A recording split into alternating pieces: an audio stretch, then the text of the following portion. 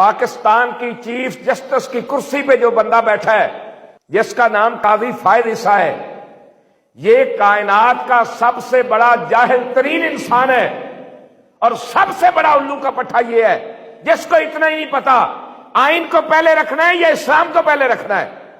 آئین تو وہ ہے جو بھٹو کے دور میں چند لوگوں نے بیٹھ کر بنایا، اور جس کا جی چاہتا ہے اس کو پھاڑ کے پھینک دیتا ہے، مارشل لا لگا دیتا ہے۔